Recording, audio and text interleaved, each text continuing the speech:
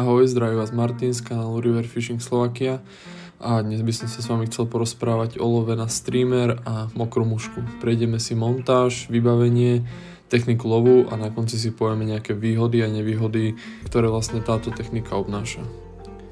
Čo sa týka montáže, tak na lov pomocou streameru a mokrej mušky sa používa jednoduchý nadväzec zostrojený z jedného kusu silónu, ktorý sa väčšinou pohybuje od hrúbky 0,20 až nejakých 0,40 mm, záleží vlastne od cielenej ryby.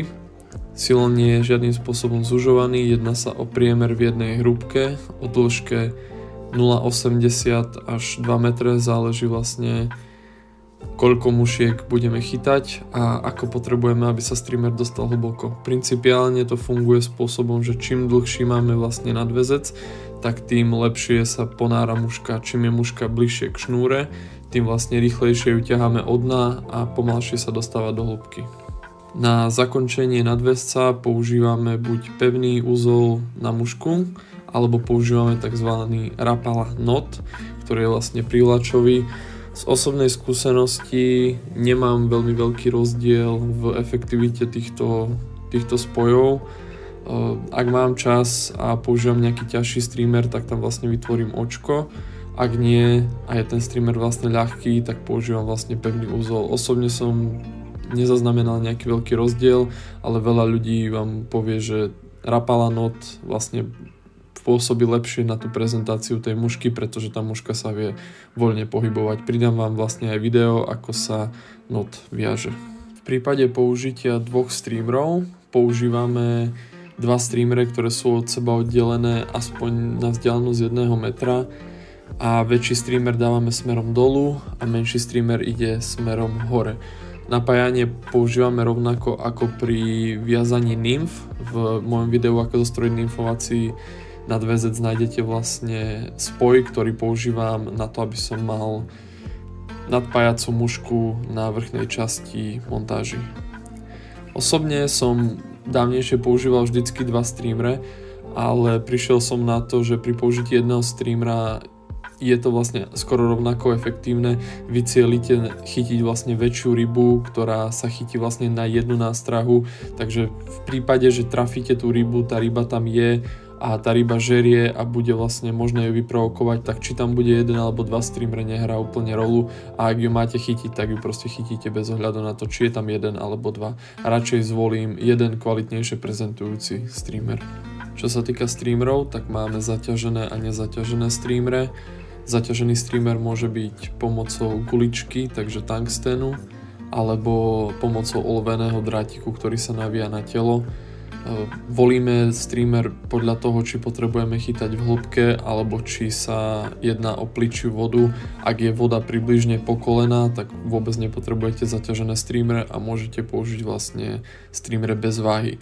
Nemusíte sa vôbec báť, ak je ryba aktívna a chce žrať, tak ona vôbec nemá problém si z hĺbky výjsť hore vlastne pre ten streamer, takže nemusíte mať pocit, že tým, že nemáte zaťažený streamer, tak nie je žiadna šanca, že tá ryba z dna si pre tú nástrahu nepríde. Samozrejme je nutné počítať s tým, že pri zaváženom streamere je ťažšie nahadzovať a nemôžete použiť dva streamery. S ľahším streamerom dokážete hádzať do väčšej diaľky a v prípade použitia ťažšieho streameru je možno potrebné použiť ťažšie vybavenie, prípadne silnejšiu šnúru. Presunieme sa na časť vybavenie, ktorá bude obsahovať trochu viac vecí. Základom je prúd na lov pomocou streamera a mokrej mušky. Používame vlastne rýchle prúty, to znamená prúty, ktoré dokážu rýchlo generovať silu a dokážete vlastne strieľať mušky do veľkej vzdialenosti. Mäkké prúty vytvárajú problém hádzať do väčšej vzdialenosti a nepotrebujete ani mäkký prút s nejakou pomalšou akciou, pretože väčšinou chytáte silné silóny, ktoré nepotrebujú to, aby vlastne prút tlmil výpady rýb.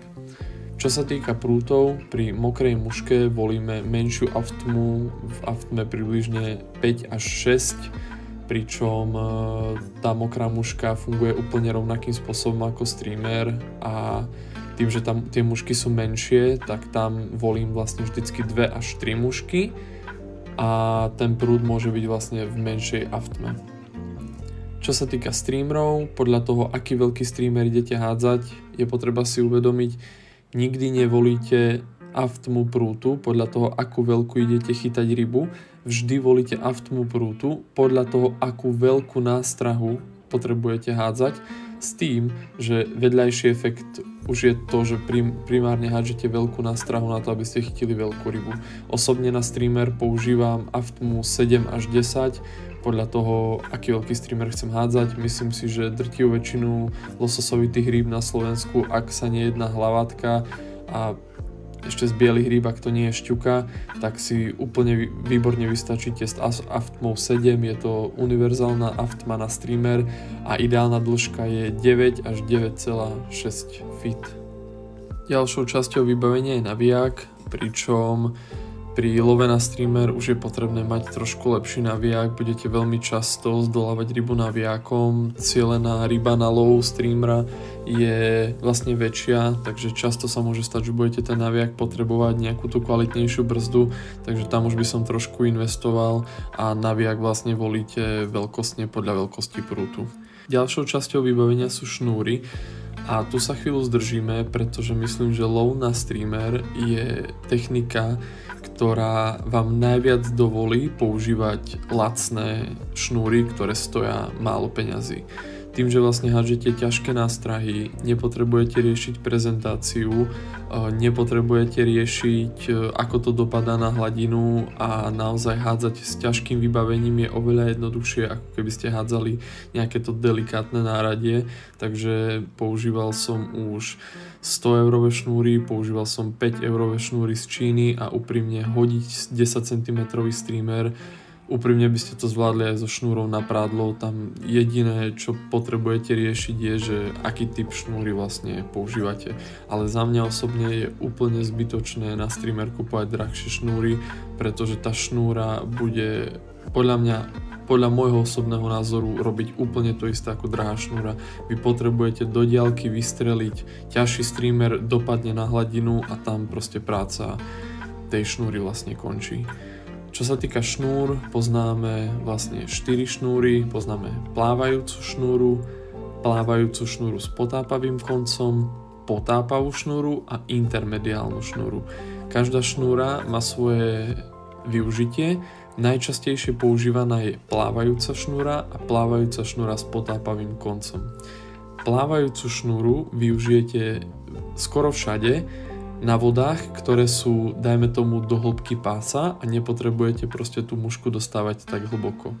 Jej výhoda je, že je ľahká a veľmi dobre sa s ňou hádže. Druhá šnúra je s potápavým koncom, to znamená, že napríklad nejakých 9 feet, dajme tomu do 3 metrov ten koniec, je potápavý a je to za mňa moja obľúbená šnúra, pretože je veľmi univerzálna, používam ju úplne všade. A jej výhoda je tá, že tá šnúra má potápavý koniec, ktorý dobre potopí tú mušku, dobre sa s tým hádže a telo tej šnúry pláve na hladine, čo je veľmi dôležité, pretože ako sa dostaneme k tretej šnúre, celá potápavá šnúra, jej nevýhoda je strašne ťažká, nie veľmi dobre sa z ňou hádže a tá šnúra sa vám vlastne potápa pod nohy a vy keď stojíte v rieke a tá šnúra pláve, tak veľmi ľahko sa vám hádže a veľmi ľahko sa vám odliepa z hladiny. Pričom keď je šnúra potápava celá, tak veľmi často sa stáva, že po nej budete stúpať a dosť ťažko sa s ňou bude nahadzovať. Pričom si myslím, že potápavú šnúru, celopotápavú, využijete maximálne na nejakých stojatých vodách a na Slovensku na žiadnej rieke naozaj nepotrebujete celopotápavú šnúru. Je to úplne zbytočné. K tomu dupaniu a chodeniu po šnúre máme riešenie, je to vlastne stripping basket, o ňom si vlastne povieme v ďalšej časti.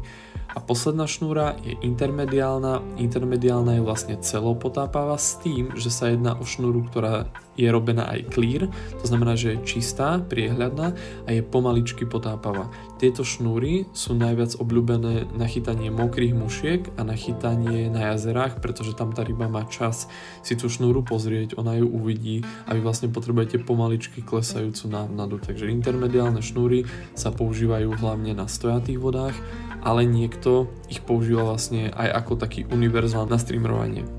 Ale za mňa osobne je zlatá cesta plávajúca šnúra s potápavým koncom. Ako sme pri šnúrach spomínali, tak ďalšou časťou vybavenia pre niekoho je tzv. Stripping basket. Jedná sa vlastne o taký košík, do ktorého dokážete zbierať šnúru, ktorú ťaháte z prútu. Má to pár výhod, má to pár nevýhod. Výhodou toho je tá, že vy si dokážete tú šnúru vlastne nazbierať na ten košík a dokážete z neho chodiť, nepletie sa vám pod nohami, nepotápa sa vám pod vodu a pri napríklad chytaní z brehu alebo pri chytaní s plne potápavou šnúrou je to asi dosť potrebné. Ja vidím viacej nevýhod pri používaní tohoto košíku. Najväčšia nevýhoda je to, že vy vlastne ako ťaháte tú šnúru do toho košíku, tak ona sa vám tam motá. A moji kolegovia to používajú a pri nahádzaní sa vlastne stáva, že vy nahodíte a veľký kus zmotanej šnúry vám vyletí a zachytí sa vám o prvé očko a dohodíte kvázi menej. Je to veľmi časté, doslova 10 z 10 hodov sa to stane tak 7-8 krát. Druhá veľká nevýhoda je, že keď s tým brodíte, je to veľká vec, ktorá dosť prekáža a vie sa o to zachytiť voda. Ak sa vám o to zachytí voda, tak vám garantujem, že si môžete aj pekne poplávať a mne osobne to prekáža. Ďalšou nevýhodou toho je to, že je to ďalšia vec na páse, tlačí vás to, nie je to veľmi pohodlné a ja osobne stripping basket nepoužívam, radšej proste použijem šnúru s potápavým koncom a pri jej hádzaní dávam pozor na to, aby sa mi šnúra dobre odliepala od vody. Prechádzame na asi jednu z najdôležitejších častí videa a to je technika lovu. Technika lovu streameru si vyžaduje brodenie dole prúdne, to znamená, že ideme s prúdom smerom dolu a hádžeme na protiľahlú stranu brehu. Spôsob, či hádžeme smerom z brehu do stredu alebo brodíme stredom rieky a hádžeme na kraje, závisí veľmi podľa štruktúry rieky. Ak je voda rovnomerná, tak ja osobne rád brodím v strede a následne hádžem na kraje. Ak je jedna strana rieky plitká a druhá je hlboká, tak vlastne hádžem z jednej strany brehu. Vždy hádžeme kolmo v rieke a nechávame vlastne splavovať streamer alebo mokré mušky dole prúdom. V niektorých situáciách je možné hádzať aj hore prúdne v prípade, že je trochu pomalšia voda a nemôžete si vlastne nadbrodiť alebo ste v pozícii, kde si to vlastne hádzanie vyžaduje. Výhoda hádzania hore prúdom je, že vy viete vlastne spomaliť ten streamer a viete ho trošku pomalšie prezentovať. Je možné hádzať aj priamo dole prúdne s tým, že vlastne streamer ťaháte vlastne smerom hore. Nevýhoda hádzania dole prúdne je tá, že je veľmi ťažké dostať ten streamer hlbšie a voda ho vlastne vždycky zdvíha smerom hore. V prípade, že ako hádžeme najčastejšie kolmo smerom na rieku, tak po hádzaní vždycky robím menšie očko, takzvané loop. Robím to z toho dôvodu, aby som dal trošku viacej času streameru sa ponoriť dole pod hladinu a aby sa šnúra dlhšie nedotýkala vlastne vody. Spravím očko, streamer nechám chvíľku potopiť a potom ho vlastne začínam stiahovať smerom k sebe. Čo sa týka ťahania streameru alebo mokrých mušiek, je niekoľko možností. Úplne najjednoduchšou je proste ťahať smere k sebe. Opakovanými ťahmi ťaháte streamer k sebe a vytvárate vlastne taký veľký oblúk. Druhá možnosť je streamer nechať splavovať. Je to dobre v prípade, že tá ryba nie je až tak aktívna a potrebuje trošku viacej času si všimnúť tej nástrahy, alebo ak je voda príliš rýchla a veľmi rýchlo sa ten streamer stiahuje prúdom, tak tým, že ho nechávate splavovať, tak ho prezentujete trošku pomalšie. Tretia možnosť je vlastne popoťahovať a to je vlastne, že prudko potiahnete šnúru pravidelnými prudkými ťahmi alebo vlastne používate špičku prútu. Je to spôsob, ako prezentovať streamer a ten streamer vo vode vyzerá trošku ako buď zranená nejaká rybka alebo vytvára takýto väčší pulzujúci efekt. Veľmi dôležitú vec, ktorú by som chcel spomenúť, je doťahujte svoje nástrahy. Pstruh je ryba, ktorá je doslova taký následovač a on bude následovať vlastne tú svoju korisť a Veľmi často sa stáva, že on buď vystrelí a okamžite to vezme, alebo presne naopak, on bude dlho plávať za tou korisťou a v posledný moment, keď proste už máte pocit, že už je tá nástraha pod vami, sa vie stať, že bum, dostanete ten záber. Stával sa mi to neskutočne veľakrát, že som ťahal, už som mal streamer skoro pod nohami a v ten moment bum. To znamená, doťahujte ten streamer, keď ho máte pod nohami, trošku s ním kľudne poklepte, trošku ho popoťahujte, naozaj to vie veľmi často vyprovokovať tú rybu a vie to vytvoriť ten záber. Ďalšia veľmi dôležitá vec je, týka sa to prevažne pstruha potočného, dúhák, nemám skúsenosť, že by to robil, potočák to robí veľmi často. Vy keď hodíte streamer do vody, vie sa vám často stať, že dostanete doslova záber, takú ranu, že bum, a máte pocit, že to bol záber a že sa tá ryba netrafila. Môže byť, že sa netrafila, ale potočák robí vlastne takú vec, že on omráčuje svoju korisť. On doslova vyletí a nosom nabúra alebo ústami nabúra do tej nástrahy a snaží sa ju omráčiť. Tým, že ju omráči, tak potom je pre ňoho jednoduchšie ju vlastne zožrať. Často sa stáva, že keď chytíte potočáka, tak sa na ňo pozriete a on má doslova rozbitú prednú stranu úst alebo nos. To je presne z toho, že on vlastne naráža veľmi často do tej potravy. Mne sa veľmi často stalo, že som hádzal na nejaké miesto, dostal som 3-4 krát po sebe záber, nemal som rybu, pretože automaticky keď cítim takýto kontakt, tak sekám. A po 4-5 náhod, keď som ho hodil, bum, zrazu tam bola ryba. Takže keď máte niekedy kontakt s rybou alebo dostali ste nejaký zásah do nástrahy, vždycky to miesto prechytajte znova. Aj keď sa vám stane, že napríklad seknete tú rybu a spadne, háčte tam znova. Pstruh je schopný 5, 6, kľudne aj 10 krát vyštartovať po rovnakej nástrahe. Keď to chce a keď má chuť to zožrať, tak proste skúšajte mu to hádzať. V technike lovu by som zaradil ešte výber nástrahy. Čo sa týka streamerov, máme možnosti tmavých a svetlých farieb. Je také nepísané pravidlo, alebo čo sa hovorí medzi rybármi, že ak je vlastne zamračené počasie alebo zakalená voda, jemne zakalená, tak väčšinou sa vyberajú tmavé vzory ako čierna, tmavo-hnedá a tak, pretože v zlých podmienkach tá čierna farba vo vode vyzerá ako taký väčší predmet a vlastne tej rybe to dáva pocit, že tam je nejaký predmet, na ktorý ona vie zaútočiť, a svetlé farby vlastne volíme v čistej vode primárne, keď je nejaké slnečné počasie, pretože tá farba sa veľmi dobre vo vode ukáže, veľmi dobre odráža svetlo a ryba po nej potom zaútočí. Vôbec sa nebojte vyskúšať nejaké naozaj divoké farby, ako je oranžová, žltá, ružová, červená, a čierna je asi najviac univerzálna farba, ktorú má v krabičke asi každý muškár.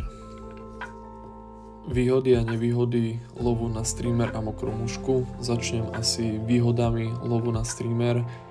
Je to výborný spôsob, ako cieliť na veľké ryby. Treba si uvedomiť, že väčšinou ten pstruh alebo veľkú rybu, ktorú cielime, oni v istom štádiu života už nie sú zberači hmyzu, ale sú to vlastne lovci, ktorí lovia veľkú potravu.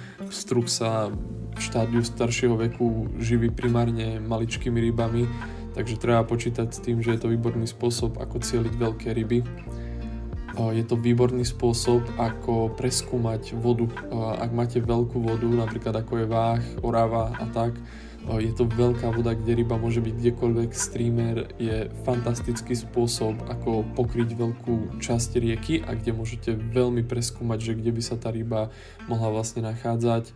Máte obrovský dosah hodu, kde viete hádzať, viete rybu prekvapiť na veľkú vzdialenosť. Ďalšou výhodou je to sranda, naozaj dostať veľkú ránu do prutu a cítiť vlastne ten záber. Často je to až veľký adrenalín a je to veľmi zábavný spôsob, ako chytať ryby. Ďalšou výhodou by som povedal, to veľmi jednoduché. Naozaj je to asi jedna z najjednoduchších techník lovu, ktorú môžete robiť, a naozaj začiatočník dokáže po istom tréningu hodiť šnúr do diaľky so streamerom a vlastne to stiahovať smerom k sebe. Výhody mokrej mušky. Dnes už sa mokrá muška veľmi nechytá, je to skôr taký menší prežitok, pretože každý radšej zvolí tú nymfu. ale už keď tá ryba je aktívna, tak má to veľmi podobné výhody ako streamer, s tým, že k tým výhodám by som ešte pridal to, že mokrá muška je veľmi netradičný spôsob lovu v dnešnej dobe.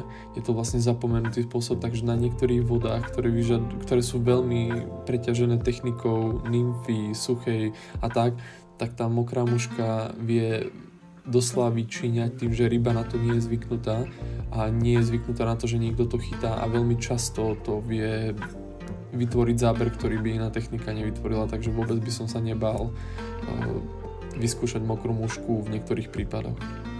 Čo sa týka nevýhod, najväčšou nevýhodou streameru je asi to, že tá ryba naozaj musí byť aktívna. Čo sa týka nymfy, vy viete rybu doslova chytiť, aj keď nie je úplne aktívna, pretože je to viete, ako sa hovorí, naordinovať pred nos a ona to proste zožere. Čo sa týka streameru, tá ryba musí byť v štádiu, že sa chce pohnúť. Keď tá ryba nebude naháňať nástrahu, keď tá ryba nebude chcieť žrať, nebude mať chuť, nebude mať takú tú schopnosť sa nahnevať doslova a vyraziť po tej návnade, tak môžete hádzať koľko chcete, tá ryba proste nebude mať záujem. To isté platí pre mokrú mušku. Ak tá ryba nemá záujem loviť a naháňať nástrahu, tak je veľmi ťažké na ten streamer chytiť tú rybu. Ďalšia nevýhoda je počet záberov. Vy si uvedomte, že chytáte cieľene väčšiu rybu, takže na nymfu možno chytíte za deň 100 rýb, na streamer to môže byť 5 až 10, ale väčšinou tie ryby budú väčšej veľkosti. To bohužiaľ neplatí u mokrej mušky. Dostali sme sa k záveru, kde by som chcel povedať také zhrnutie a pár tipov ohľadom lovu na streamer. Určite by som chcel zmieniť rukavicu na streamer. Vy budete veľmi často ťahať šnúru skrz svoje prsty a ja som zažil dní, kedy som sa toľko naťahal skrz prsty šnúry, že som si normálne do živého zadrel šnúrou, aj keď je tá šnúra kvázi jemná. Takže určite by som odporúčal nejakú rukavicu, ktorá kryje prsty. Nemusíte mať žiadne drahé rukavice. Ja často používam hociaké cyklistické s dlhými prstami alebo nejaké z Číny, alebo proste si vezmem zimné rukavice, odstrihnem si 2 prsty a používam vlastne tie, ktoré mám na videu. Ďalšia vec je hrúbka tipetu. Napísal som tam 0,20 až 0,40, pretože na mokrú mušku chcete použiť nie úplne najhrubšie, ale tých 0,20 je také minimum. Nepodceňujte tú rybu. Máme skúsenosti z riek, kedy nám ryba urvala pri zábere 0,35 fluorokarbon, to som zažil osobne ja, ktorý má nosnosť nejakých skoro 10 kg a dostal som proste ránu do prutu a proste ryba bola preč. Dejan zažil na váhu, že mal 30 monofilament, ktorý má nosnosť skoro 16 kg a dostal záber, ryba mu vystrelila 20-30 metrov a urvala mu to všetko, takže naozaj tú rybu netreba podceňovať. Vy počítajte s tým, že vyťaháte tú nástrahu a keď ryba zabere, tak počítajte váhu ryby plus silu prúdu plus to, že vlastne tá šnúra vytvorí nejaký ten ťah, takže vôbec by som nepodceňoval a ja osobne pod 35 na streamer ani nepoužívam. Nezmení to nijak prezentáciu tej mušky, tá prezentácia bude vždycky úplne rovnaká. Tá muška je v prúde, takže keď tam máte to očko, tak to na tej prezentácii nič nemení a tá nástraha sa pohybuje rýchle, takže tá ryba v tom prúde nemá absolútne šancu vidieť tú šnúru, vlastne ten monofilament alebo ten fluorokarbon, ktorý môže byť kľudne až do 0,40, takže ja osobne toto už nejdem podceňovať. Stratil som životné ryby kvôli tomu, že som dával tenšie vlasce a už nemienim vlastne takto strácať ryby, takže 0,35 je u mňa naozaj minimum, pri mokrej muške by to bolo 0,20 až 0,25. Keď máte strach, kľudne môžete použiť vlastne aj mono. Mono má tú výhodu, že je viacej flexibilné, nie je také tuhé a je vlastne jedno, či to použijete na streamer, pretože tá viditeľnosť je skoro rovnaká v tej rýchlej vode a výhoda mona je to, že je to vlastne pružné, lacnejšie. Nevýhoda je, že sa to nepotápa tak dobre pri tej hrúbke ako fluorokarbon. A na záver by som asi len povedal, že toto sú všetko moje osobné názory, moje skúsenosti za posledné roky. Ja viem, že je veľa ľudí, ktorí vám povie, že musíte mať drahú šnúru, musíte mať drahý prúd, musíte mať toto, musíte urobiť toto, takto. Ja to úplne chápem, ja to úplne beriem. Toto je čiste môj osobný názor, ako ja chytám streamere. Môžete to vidieť vo videách, môžete sami zhodnotiť, či to funguje alebo nie. Koniec koncov chceme len edukovať ľudí, aby viacej ľudí muškarilo a aby viacej ľudí našlo našlo cestu k tomuto športu. Ja som Martin, my sme River Fishing Slovakia a ak by ste mali hociaké otázky, kľudne sa pýtajte dole v komentároch. Tešíme sa na vás u ďalších videí a u ďalšieho dielu zo školy muškarenia.